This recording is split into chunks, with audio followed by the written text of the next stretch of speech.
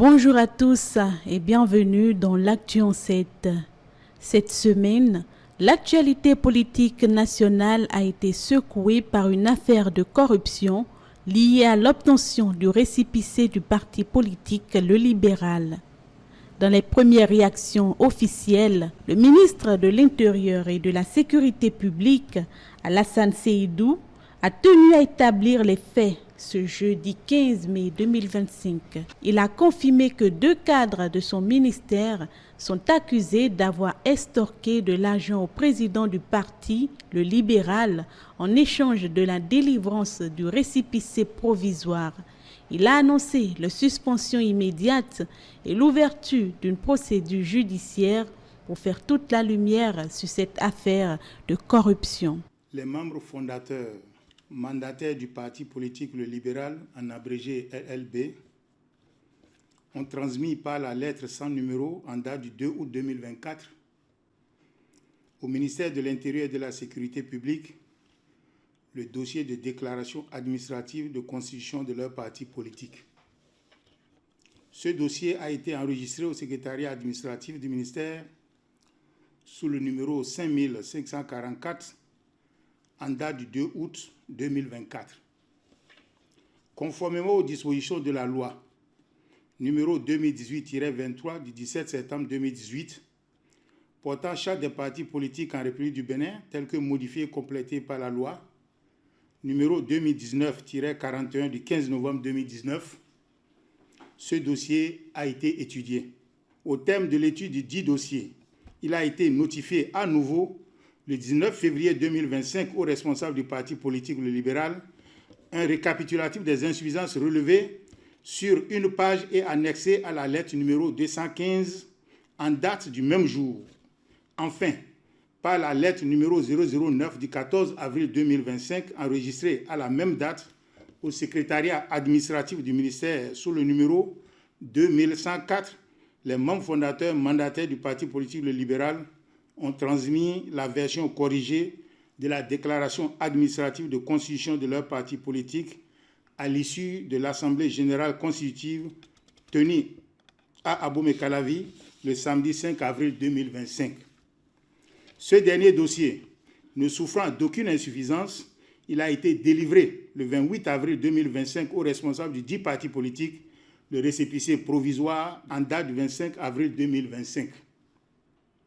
Dans le but d'un enregistrement définitif au ministère de l'Intérieur et de la Sécurité publique, les responsables du dit parti politique ont envoyé par lettre numéro 021 du 7 mai 2025, enregistrée à la même date au secrétariat administratif du ministère sous le numéro 2843, 2 exemplaires du journal officiel de publication du récépissé provisoire de déclaration administrative de constitution de partis politiques.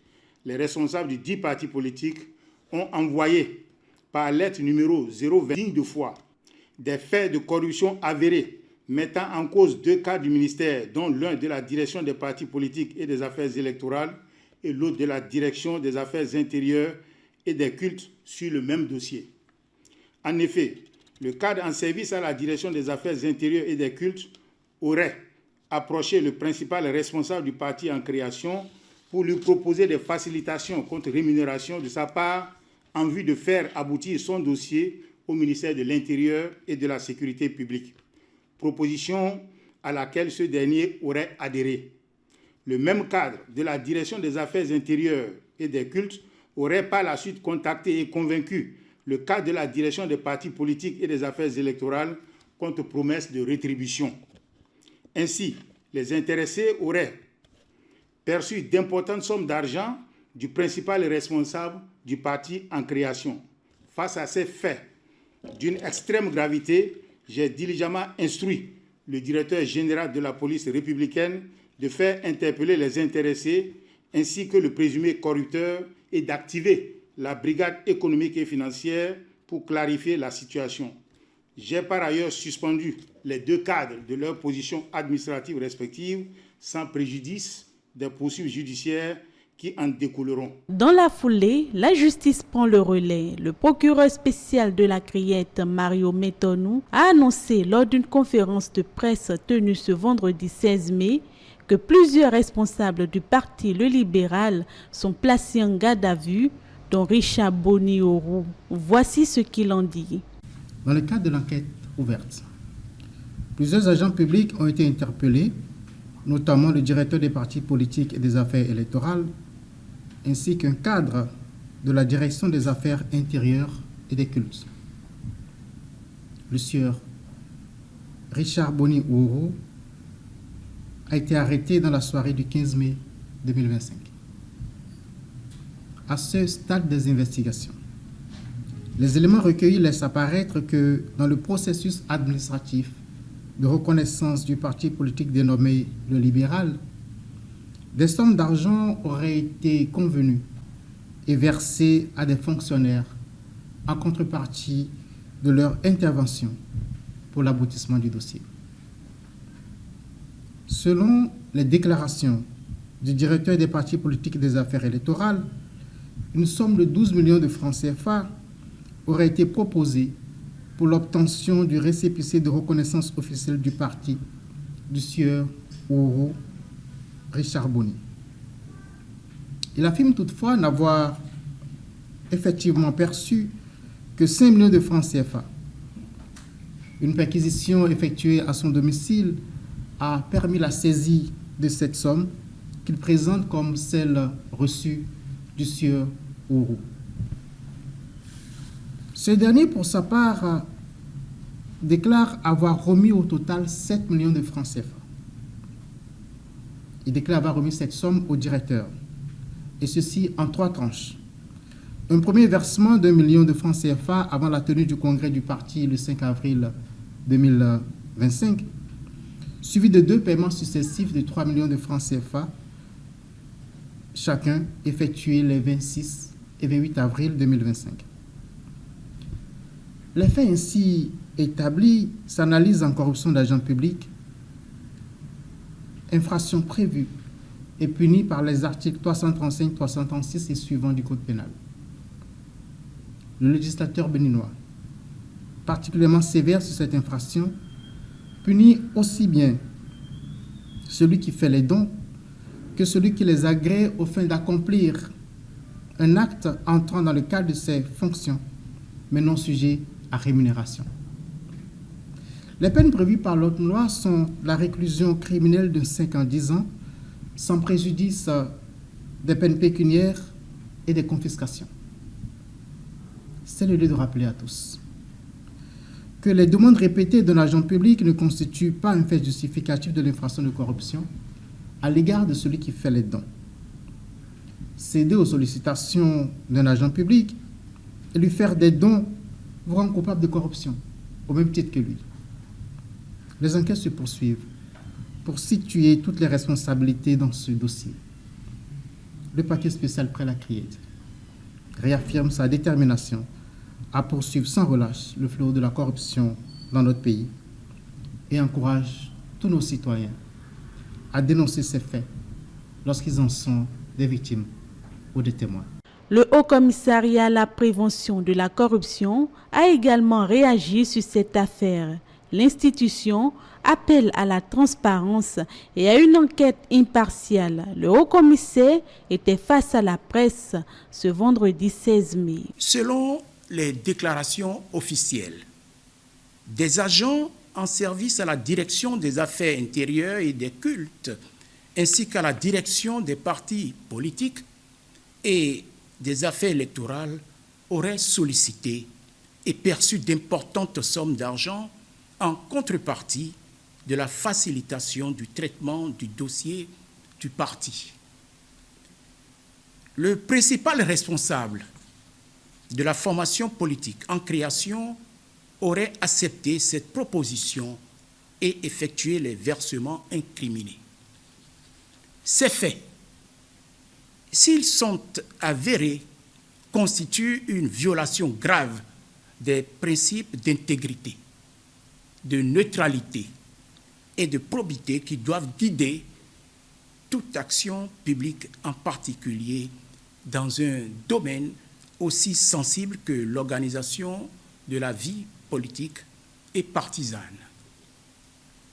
Le Haut Commissariat à la prévention de la corruption, en tant qu'institution investie de la mission de veiller à l'intégrité dans la gestion publique, notamment, et de promouvoir une culture de redevabilité et de transparence, tient à rappeler ce qui suit. 1. La corruption n'est jamais un simple dysfonctionnement administratif. C'est une atteinte directe à l'intérêt général, à l'égalité des citoyens devant l'administration et à la crédibilité des institutions républicaines. 2. La création et la reconnaissance des partis politiques sont des droits garantis par la Constitution. Leur encadrement administratif ne doit en aucun cas devenir un terrain d'échange illicite ou d'exploitation de position. Le Haut Commissariat à la prévention de la corruption invite les autorités judiciaires à instruire ce dossier avec toute la rigueur qu'exige la gravité des faits, dans le respect des droits de toutes les parties, y compris la présomption d'innocence. Il engage enfin tous les acteurs de la vie publique à renforcer leurs mécanismes de prévention et de contrôle interne afin de réduire les zones de vulnérabilité et de restaurer la confiance des citoyens dans l'impartialité de l'administration.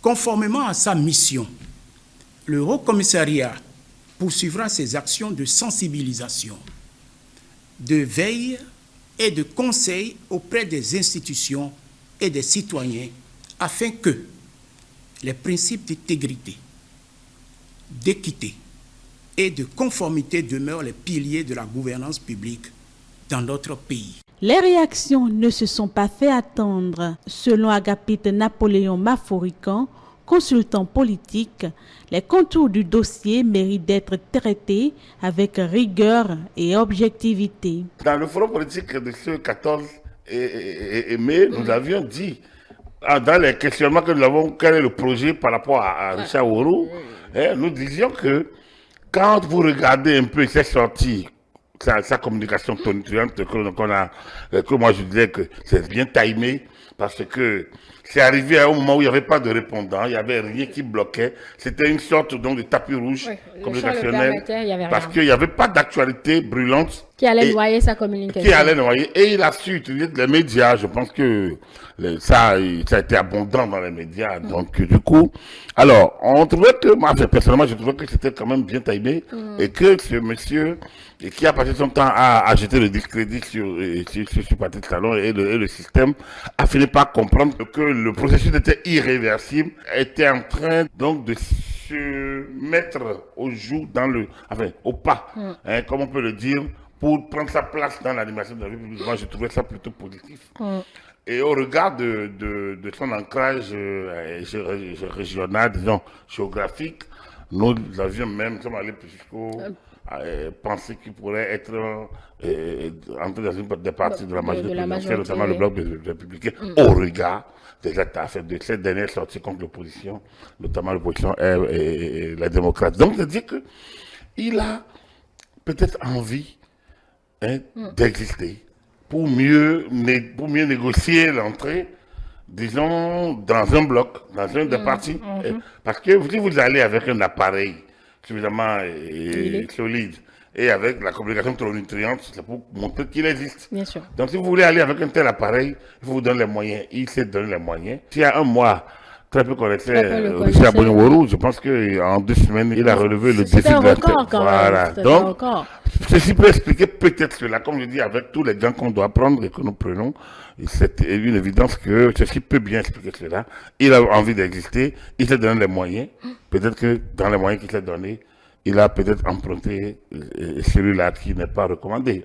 C'est à voir, c'est à voir, c'est à voir. Ainsi se referme cette première séquence de l'Actu en 7.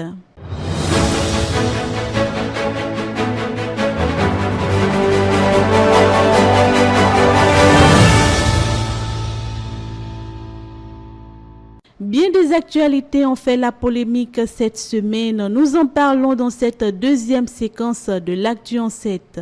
Cotonou a accueilli le Forum africain du CMC plus 20, une rencontre continentale sur la société de l'information dont la cérémonie d'ouverture a été présidée par le président de l'Assemblée nationale, Louis Vlavonou. Retour sur ce moment fort. Le président de l'Assemblée nationale, Louis Vlavonou, a procédé ce 14 mai 2025 à l'ouverture officielle des travaux du Forum africain du Sommet mondial sur la société de l'information SMC plus 20, marquant ainsi le 20e anniversaire de cette importante rencontre. Cet événement offre une opportunité pour faire le point sur les initiatives mondiales en faveur du développement de la société de l'information et pour renforcer les dynamiques de transformation numérique sur le continent.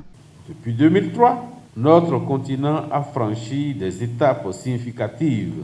La téléphonie mobile et l'accès à l'Internet se sont généralisés, portés par des investissements massifs dans les infrastructures. Selon l'indice de développement des TIC 2024 de l'Union internationale des télécommunications UIT, le score moyen de l'Afrique a atteint 50.3, en hausse de 3.7 par rapport à 2023. Pourtant, des obstacles subsistent: disparités régionales, déficit d'infrastructures, instabilité politique et coûts élevés des services numériques. Des avancées notables ont été enregistrées grâce à la dématérialisation des services publics dans plusieurs secteurs clés tels que la justice, l'état civil et la fiscalité. À ce titre, le représentant du ministre de l'économie numérique et de la digitalisation a présenté un état des lieux des progrès réalisés tout en évoquant les défis qui restent à relever. Aujourd'hui au Bénin, le numérique est un levier transversal. Il soutient l'accès à la santé, à l'éducation, à la justice, à l'administration. Il améliore la transparence, stimule l'entrepreneuriat, renforce l'inclusion financière et territoriale. Des plateformes comme servicepublic.bj, e-visa, e-casier judiciaire ou encore notre plateforme nationale d'interopérabilité sont les témoins concrets de cette transformation au service du citoyen. Mais nous sommes aussi pleinement conscients des défis que partagent nos pays. L'accès équitable aux technologies, la fracture numérique persistante, la cybersécurité, le développement des compétences, la gestion des données ou encore l'encadrement éthique de l'intelligence artificielle. Consciente des enjeux liés à la digitalisation, la CEDEAO s'est engagée à soutenir cette transition à travers diverses stratégies régionales. Le représentant résident de l'organisation au Bénin a exposé quelques-unes des initiatives mises en œuvre pour accompagner les États membres dans ce processus. La CEDEAO a adopté une stratégie de commerce électronique visant à dynamiser les échanges en ligne et à favoriser une économie numérique compétitive. Il y a bien sûr notre stratégie régionale de cybersécurité et de lutte contre la criminalité pour renforcer la sécurité numérique et protéger les acteurs du digital contre les menaces en ligne. Il s'agit ici de la cybersécurité, mais en relation avec la sécurité dans son sens le plus global, ce que nous connaissons sous l'appellation de sécurité humaine. La dernière initiative de la CEDEAO qui a été adoptée en 2024, c'est la stratégie de développement du secteur du numérique qui encadre l'innovation et le développement des infrastructures technologiques. Pendant 3 jours, les participants feront le bilan des avancées enregistrées en matière de transformation numérique en Afrique, identifieront les obstacles à surmonter et élaboreront une feuille de route ambitieuse pour les années à venir. Eh bien, nous sommes là pour faire le point un peu avec les organisateurs de l'évolution qu'il y a eu depuis 20 ans. Depuis 20 ans que le sommet a été tenu, voir l'évolution que notre continent a connue globalement. Mais dès et déjà, tout le monde sait que des pas de géants ont été effectués sur le continent Parce que comme vous avez suivi tout à l'heure, il y a 20 ans, à peine quelques millions de personnes étaient connectées au téléphone. Aujourd'hui, c'est presque tous les Africains qui sont connectés. En tout cas, plus de 80% des Africains sont connectés. Et donc, ça permet de voir les perspectives d'ici 2063, conformément à l'objectif, pour savoir où est-ce que nous en serions et quels sont les avantages majeurs que nous pouvons tirer de cette évolution en matière de technologie, en matière de recherche et en matière de développement surtout, de résolution des problèmes de la société. Très heureux de participer à cette cérémonie d'ouverture. C'est l'occasion qui a été donnée vraiment à tous les acteurs africains de se retrouver et d'échanger sur les progrès réalisés par rapport aux engagements pris il y a 20 ans. C'est l'occasion de rassembler toutes les parties prenantes des pays africains pour examiner un certain nombre de défis que posent les questions liées à l'information, à la technologie, au numérique.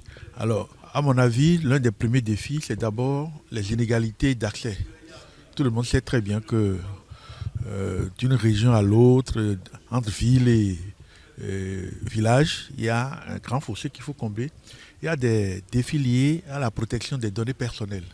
Il y a des défis liés à l'impact de cette technologie-là aujourd'hui colonise les jeunes et tout le monde. Je vois également l'évolution rapide de la technologie et le poids que constitue la jeunesse dans nos pays. C'est une façon de réfléchir à comment les engager davantage pour une utilisation positive. Dans les différents discours, nous avons remarqué que la communication est un point essentiel pour le développement d'un pays.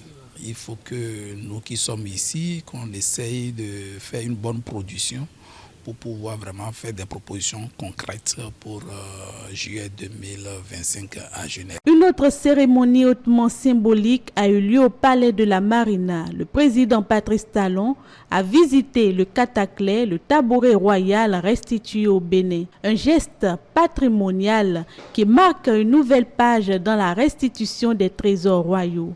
Un événement par la suite salué par les populations.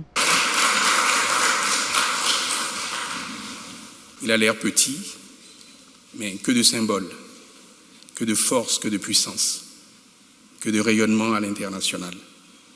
Indubitablement, c'est de la profondeur et de la richesse des traditions ancestrales qui ont donné un sens et une vie au Cataclé.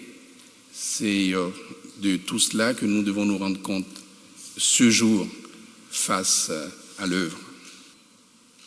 À travers la signature de l'accord de restitution, nous voudrions affirmer la solidité de notre engagement commun à encourager le retour, la circulation et l'accès qui ont donné culturel des peuples. Nous marquons notre unité à défendre ensemble la sauvegarde et la révélation du patrimoine culturel matériel et immatériel. Maintenant, c'est l'épilogue. Et nous avons le regard tourné vers d'autres chantiers de restitution, de retour et de circulation. Mais nous avons surtout d'autres chantiers désormais de coopération culturelle et au-delà, avec notre partenaire, la Finlande. On behalf of Finland. De cette œuvre est une reconnaissance de la valeur historique que cela revêt pour le Bénin. Et la restitution du Cataclé témoigne de la coopération excellente qui existe entre les deux pays. Le Cataclé est arrivé en Finlande à travers un système d'échange de collections avec la France, et c'était en 1939. L'histoire du Cataclé pendant des décennies était inconnue, et c'est grâce à des recherches que nous avons finalement pu confirmer que le Cataclé avait été pris à Abomey lors de la campagne militaire française. Ce retour également témoigne de la coopération active qui existe entre le Bénin et la Finlande. Mon ministère a travaillé en étroite collaboration avec le Musée national de la Finlande pour rendre ce moment possible et j'en suis particulièrement heureuse. Ce moment est un moment symbolique pour la relation entre la Finlande et le Bénin. La culture ouvre des portes, établit des liens, crée des ponts Et aujourd'hui, à partir de ce pont bâti autour de notre histoire commune, nous allons essayer de construire plus dans la relation avec la Finlande. Et ce sont les valeurs que ces objets véhiculent qui nous intéressent au plus haut niveau. Ces trésors aussi véhiculent pour nous des valeurs d'humilité et de service. Pour ceux qui connaissent un peu ce que traduit le Cataclès pour le royaume d'Abomey. En tout cas, merci aux uns et aux autres. Que vive le Bénin. 133 ans après avoir été pillé, le Cataclès, trésor royal d'Abomey, est de retour au Bénin après sa restitution officielle par la République de Finlande ce mardi 13 mai 2025 au Palais de la Marina. Cette œuvre retrouve le sol de ses aïeux après plus d'un siècle. Un état de choses qui réjouit ses citoyens rencontrés dans la ville de Cotonou. Pour eux, le Cataclès a une très grande importance pour l'histoire du Bénin en général et celle d'Abomey en particulier. Une œuvre qui attirera sans doute assez de touristes. Voilà, nous, en tant qu'acteurs du monde culturel, nous voyons ça comme un atout, un tournant majeur dans l'industrie touristique du Bénin parce que ça va servir d'œuvre archéologique. Parce que quand on parle du tourisme, on parle des vestiges archéologiques qui vont servir d'outils d'attirance des touristes. Et le Cataclès, c'est un tabouret royal. Ce tabouret a été très utile dans le passé, dans le royaume d'Abomey, un tabouret à 3 pieds. Pour nous, qui sommes des Dahomey, le pays fond, le Cataclès a quand même une grande utilité. Et si on ne ramène pas ce Cataclès au Bénin, c'est comme si rien n'était. J'ai suivi aussi le truc, c'est une très bonne initiative, c'est à saluer d'ailleurs. Ces Béninois, fiers de leur culture, saluent le gouvernement béninois pour le travail abattu dans cette démarche de la restitution des œuvres d'art du Bénin et l'invite à continuer sur la même lancée. Ça fait cette œuvre, parce qu'on avait déjà la France l'avait restituée par le passé, 26. Cette fois-ci, on a eu cette restitution de ce siège Cataclès. On ne peut que s'en réjouir et dire merci à ce gouvernement qui fait beaucoup pour la culture béninoise. Vraiment, on tire chapeau au président Talon. On ne peut que demander au gouvernement de continuer sur cette lancée qui, pour nous, prouve que le Bénin est quand même sur une bonne voie. Parce que le Bénin, qu'on le veuille ou non, c'est un pays de vaudou. Hein.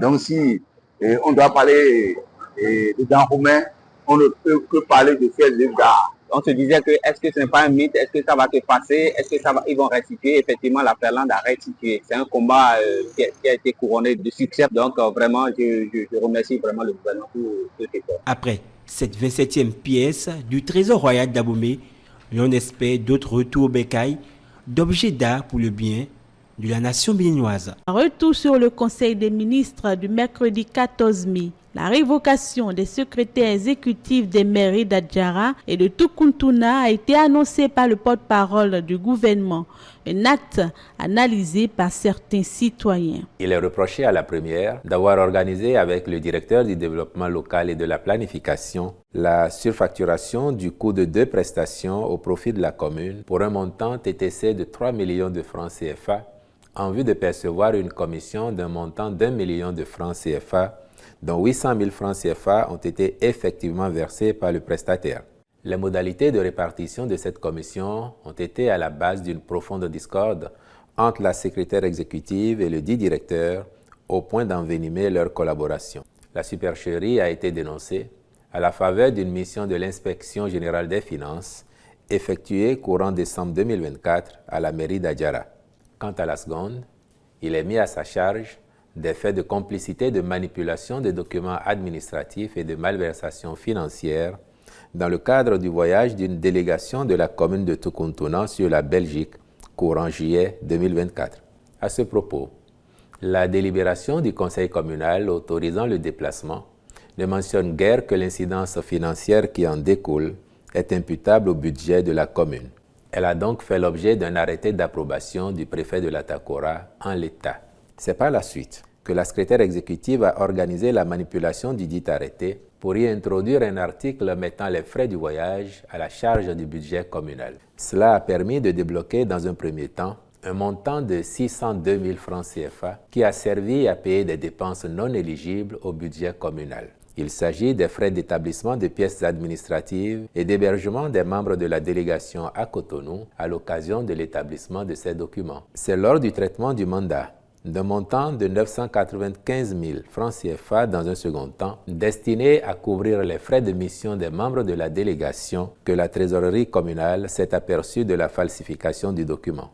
Mise en demeure par le préfet, la secrétaire exécutive, ordonnateur du budget de cette collectivité locale, n'a pas cru devoir reverser dans les caisses de la commune les fonds frauduleusement décaissés jusqu'à la date de la mission de la cellule de suivi et de contrôle de la gestion des communes, les 28 et 31 mars 2025. Dans un cas comme dans l'autre, ces faits sont constitutifs de manquements graves aux devoirs et contreviennent aux intérêts des communes. C'est pourquoi le Conseil a prononcé la révocation des mises en cause et instruit les ministres concernés à l'effet de faire prendre les sanctions appropriées à l'encontre de tous les agents impliqués dans ces malversations, sans préjudice des poursuites judiciaires dont ils doivent faire l'objet autant que le prestataire. Issus de la réforme de la décentralisation, les secrétaires exécutifs ont été placés à la tête de l'administration communale pour professionnaliser la gestion locale. Mais dans des communes comme Adjara et Toukoutounam, certains ont été brusquement révoqués. Que s'est-il passé? Qu'est-ce qui n'a pas fonctionné dans cette réforme pourtant pensée pour renforcer la gouvernance? Des leaders d'opinion s'expriment. Ce régime n'est pas venu pour s'amuser, mais bien sûr pour travailler. Si éventuellement il y a une révocation des SE, cela revient à dire qu'il y a un problème. Pourquoi SE? On n'a pas révoqué les SE de Parakou par exemple, ou bien d'une autre localité. Non, c'est parce que sûrement il y a quelque chose. Et s'il y a quelque chose, eux-mêmes en question savent très bien ce qu'il y a et ils ont été révoqués. Sinon en réalité, il n'y a pas de quoi à ce qu'on se lève d'un seul coup et révoquer un SE. Il y a beaucoup de paramètres, soit une malgestion, soit une mauvaise entente avec le maire en place. Un problème de manque de confiance, un. Et deux, c'est comme si ces personnalités imaginaient qu'ils ne partagent pas la même obédience politique. Même s'ils sont de la mouvance présidentielle et que l'un est BR et l'autre est UPR, il y aura toujours problème. Et à part ça, n'oubliez pas que quand le secrétaire exécutif qui a été nommé, pas choisi d'une manière subtile par le chef de l'État, par le gouvernement, prend une décision pour le suivi et que le maire veut s'opposer, il y aura toujours conflit d'attribution. Alors qu'en réalité, dans les tests, il ne doit pas avoir conflit d'attribution. Cependant, il convient de rappeler l'importance du rôle confié au secrétaire exécutif. Bon, le SE, normalement, a été formé pour venir aider dans son rôle de contrôler quand même la gouvernance locale, les actions des projets que le gouvernement lance sur le terrain, donner son avis sur certains projets et voir pourquoi les projets n'ont pas marché et pouvoir le signaler. Les SE ont été instaurés, c'est spécialement pour contrôler les actions que mènent les communes, les responsables des communes, contrôler ce qui se passe et aider le maire avec ses adjoints, comme s'il y a tout ça, les élus locaux, à pouvoir bien diriger leurs ressources, tout ce qui se passe. Pour améliorer la collaboration au sein des mairies, certains leaders d'opinion avancent des propositions. Il faut revoir le rôle des SE et mettre un accent rigoureux là-dessus. Et donner la force que le maire doit avoir. Parce que le maire est un élu de la commune. Il est un élu des différents conseillers avant que les conseillers n'élisent le maire. Donc c'est la confiance de la population d'abord au maire et de son conseil. Mais quand c'est le SE qui doit contrôler les actions des projets qu'on lance dans la ville, monsieur, il y a problème. Et il faut qu'en commun accord, SE et la mairie, les responsables, les maires, d'habitude s'asseyent ensemble pour prendre des décisions et non que chacun se dise que c'est moi ou rien, puisque comme ça ne peut pas marcher. L'autre, il est élu, il a été instauré par le peuple, par la population, pendant que toi, tu as été établi, envoyé par le gouvernement. Donc, vous devez en commun accord travailler et non dire que je suis patron. La gestion des mairies béninoises dépend désormais d'une meilleure articulation entre les différents acteurs. Une question qui reste à approfondir.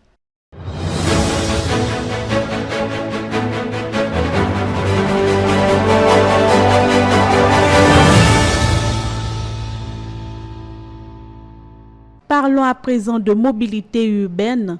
Le projet de construction d'une gare routière moderne à Cotonou se précise.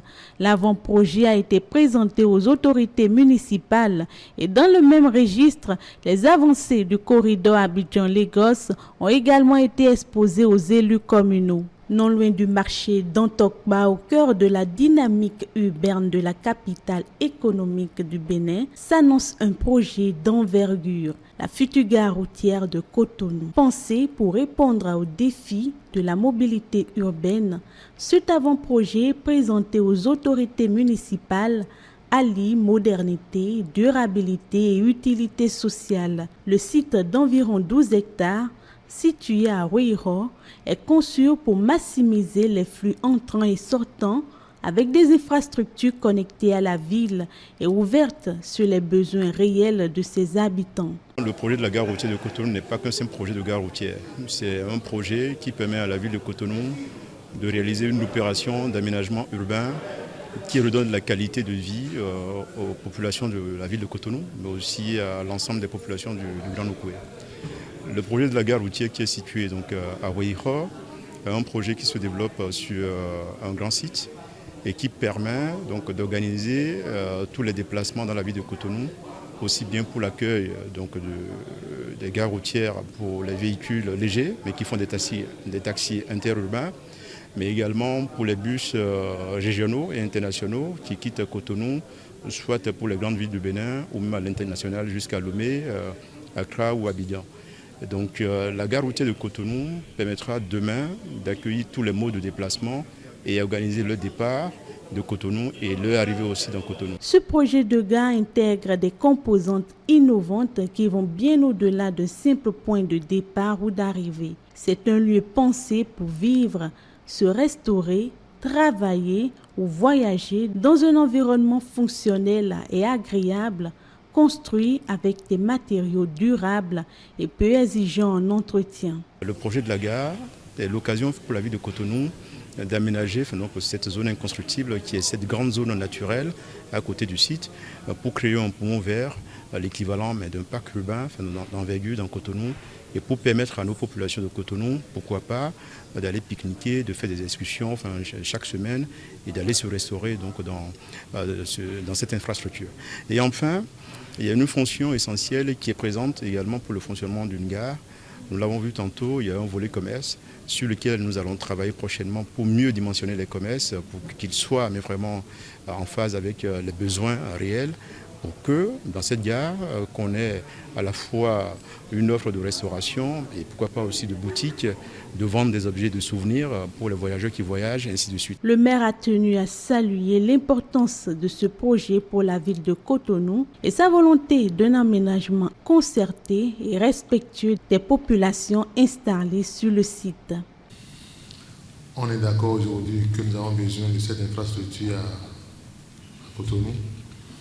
Quand vous faites un tour à Saint-Michel, à Étoile-Rose, au terrain, vous voyez le désordre dans lequel nous végétons en ce qui concerne les stationnements. Vous convenez avec moi que la ville doit faire un effort. C'est ça que nous sommes en train de faire. Je voudrais rassurer tout un chacun que nous ferons en sorte d'avoir les justes solutions. Nous ferons en sorte d'éviter beaucoup de casse, il va en avoir certainement.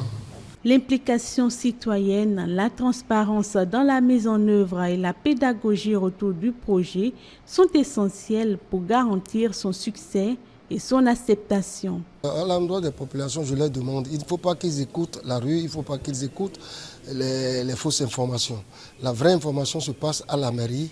S'ils n'ont pas compris quelque chose, la porte est ouverte. Nous, notre commission, on est là à accompagner la ville et à accompagner et assister la population à comprendre la réalité et non les mensonges. Et je crois que déjà, depuis un certain temps, le maire nous a donné une feuille de route qu'on va respecter et qui va mettre la population à l'aise et même la population va nous accompagner dans la réalisation du projet. La future gare routière de Cotonou est le fruit d'une collaboration entre la mairie et l'agence CIMO. À travers cette initiative, la ville se dote d'un outil logistique innovant et moderne. Il ne faut pas que les équipes, vos équipes aillent faire des marquages et que c'est après que les chefs d'arrondissement vont constater que il y a des équipes qui sont passées pour faire des marquages dont les populations vont commencer à être angoissées, etc. Ce ne serait pas pertinent. Il faut associer les chefs d'arrondissement en amont. Et là, ils sauront comment passer le message et accompagner justement l'ambition de notre chef d'État dans les réalisations qui sont en cours. Voilà la recommandation que je voudrais faire. Une recommandation qui n'est pas tombée dans les oreilles de sourds. Et pour cause, les parties prenantes du projet de développement de l'autoroute du corridor Abidjan-Lagos sensibilisent les élus locaux et communaux sur ce projet ambitieux qui va bientôt voir le jour. Ce projet d'une longueur de 1028 km a pour objectif de permettre aux populations de pouvoir circuler librement entre ces pays-là. Vous n'êtes pas sans savoir qu'aujourd'hui, pour pouvoir quitter le Nigeria pour aller à Abidjan, il vous faut pratiquement une journée de route. Mais avec cette autoroute, il est prévu qu'on puisse parcourir la route depuis le Nigeria jusqu'en Côte d'Ivoire en 6 ou 7 heures de temps au maximum. L'objectif visait à avoir l'adhésion des populations sur l'autoroute qui doit connecter la Côte d'Ivoire au Nigeria en traversant le Ghana, le Togo et le Bénin. Le projet traverse le pays sur 127 km. Il entre au Bénin en quittant le Togo par Atiémé, traverse Poyogwe, Boupa, Toribosito, Calavi, Cotonou et finit à Semekodji au niveau de la frontière à Semekrake.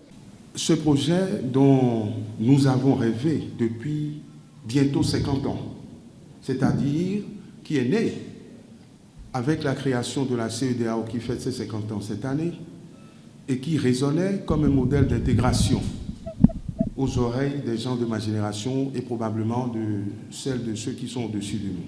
Cette approche de corridor économique se recoupe aussi naturellement avec un développement urbain important. Elle soutiendra la croissance de grands pôles économiques et améliorera les liens entre mégapoles urbaines, les villes secondaires et zones rurales dans les 5 pays. Et ce sont eux les bénéficiaires du dit projet, ces petits bouts de chou qui ont reçu d'ailleurs la délégation des parties prenantes du projet, la CEDEAO et la mairie de Cotonou. La délégation de la CEDEAO ne peut pas passer sans faire un geste. C'est pourquoi elle a passé ici, cette délégation, pour vous faire des dons, pour vous donner des fournitures scolaires, pour que vous gardiez en souvenir. Vous avez compris? Vous êtes contents? Vous êtes contents? L'autre avantage du projet, la construction de l'autoroute devrait générer jusqu'à 70 000 emplois directs et indirects. Sur le terrain de la formation et de l'artisanat, 315 artisans ont reçu le parchemin dans le cadre du projet d'appui à la formation professionnelle et au développement des métiers de l'artisanat.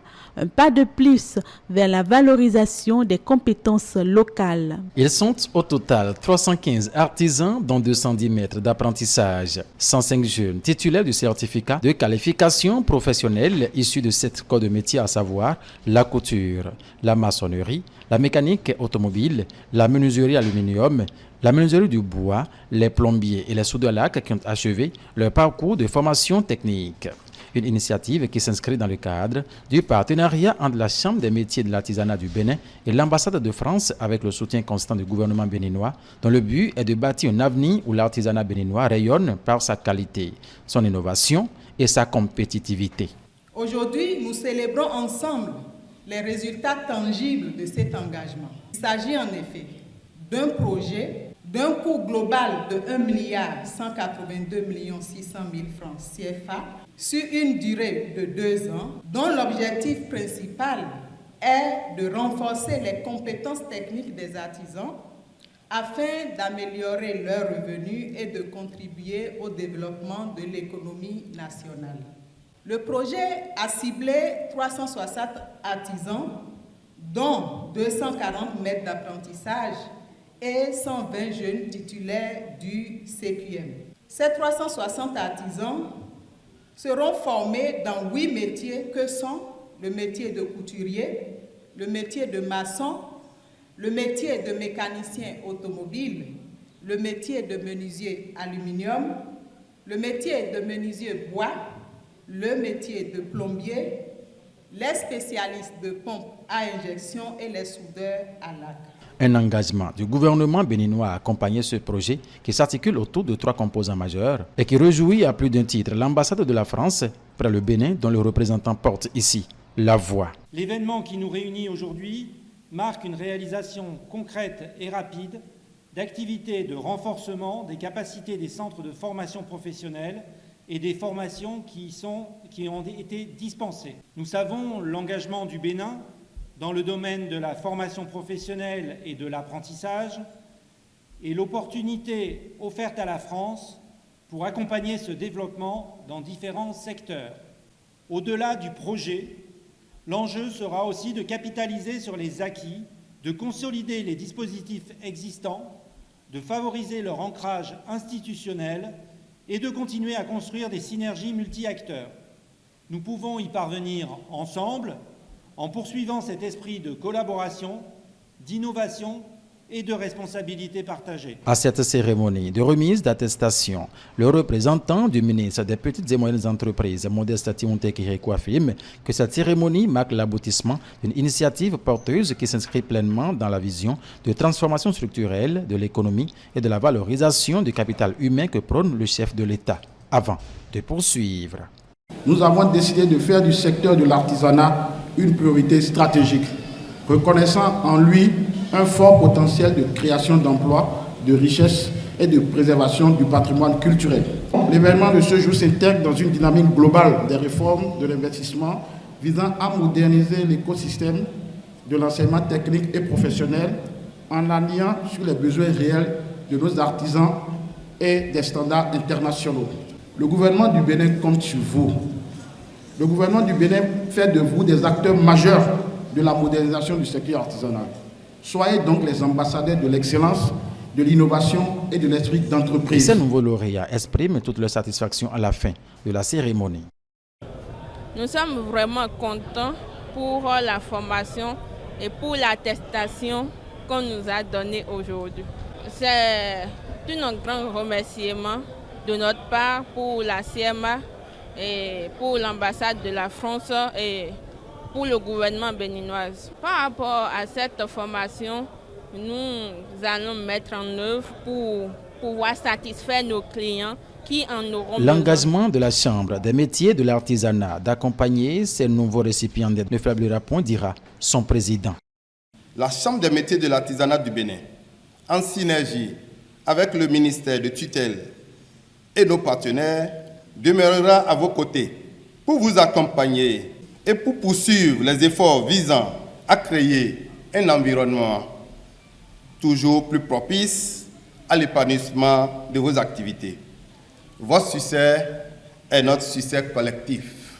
C'est très satisfait que participants et lauréats se sont tournés dos avec pour objectif de travailler à relever les défis de leur profession et à contribuer activement à la croissance économique nationale. Pour la cohésion sociale, un atelier a réuni cette semaine les acteurs nationaux autour de la gestion de programmes sensibles aux conflits. Une initiative qui vise à renforcer les capacités de prévention dans les zones à risque. Je déclare ouvert l'atelier sur la gestion de programmes sensibles aux conflits dans le cadre du pays. C'est parti pour 2 jours d'échange et de formation pour le compte de cet atelier national dans le cadre du renforcement des capacités des acteurs impliqués dans les activités de conception et de mise en œuvre liées à la cohésion sociale. Cette formation entre dans le cadre du programme d'appui aux initiatives dans le secteur de l'élevage et à la cohésion sociale PAIE. Et c'est le ministre conseiller à l'agriculture, Saka Kinabiogera, qui lance les activités tout en réitérant l'engagement du gouvernement de lutter pour la cohésion sociale. La formation que vous entamez aujourd'hui vise à renforcer vos compétences en ce sens. Elle vous permettra de mieux intégrer les dynamiques sociales et culturelles dans vos projets et de faire de chaque initiative un levier de paix. Je vous encourage à tirer le meilleur de ces 2 journées, car au-delà de la technique, c'est une responsabilité collective que nous portons. Au nom du gouvernement, je réaffirme notre détermination à faire de la cohésion sociale un pilier de développement et à appuyer toute initiative qui va dans ce sens. Ce programme est appuyé par la coopération suisse. Le haut-commissaire à la sédentarisation des éleveurs nous expose la gestion des ressources financières. Nous avons reçu le financement de la coopération suisse pour nous soutenir dans ce qu'on faisait déjà dans le cadre du projet COSO, où on travaille avec l'approche développement conduit par les communautés, c'est-à-dire directement avec les acteurs à la base qui identifient leurs besoins. Ces besoins sont validés au niveau commune et ensuite au niveau de nos préfets, la préfecture qui donne le quitus pour que les investissements puissent être réalisés. Nous avons reçu l'appui de la coopération suisse pour que de façon plus spécifique, dans le cadre de la sédentarisation des éleveurs, qu'on puisse accompagner en termes d'aménagement, en termes de structuration, nos parents sur le terrain, que sont les éleveurs et les agriculteurs, en vue de rapprocher davantage les infrastructures agropastorales de leur zone de concentration. Occasion pour la chef suppléante de la coopération internationale suisse au Bénin de renouveler l'engagement de la Suisse à contribuer aux actions du gouvernement. La Suisse maintient son engagement à contribuer aux actions du gouvernement béninois pour une meilleure cohésion sociale et une promotion des filières animales et agricoles. J'espère que cet atelier produise des très bons résultats pour toutes et tous qui y participent. Le vice-président de l'Association nationale des communes du Bénin promet contribuer à la concrétisation de ce projet. Je voudrais ici prendre l'engagement au nom de ces différentes communes que les communes joueront leur partition pour la mise en œuvre efficace et efficiente des différentes interventions du programme COSO et du programme PAY. Une bonne ambiance entre éleveurs et agriculteurs est alors espérée à la fin de cet atelier qui est prévu pour durer 2 jours et qui prend fin ce 14 mai 2025. Focus sur l'investissement, la pièce a procédé au lancement du guichet électronique des investissements, un outil numérique pour simplifier les démarches administratives liées à l'investissement et à l'exportation.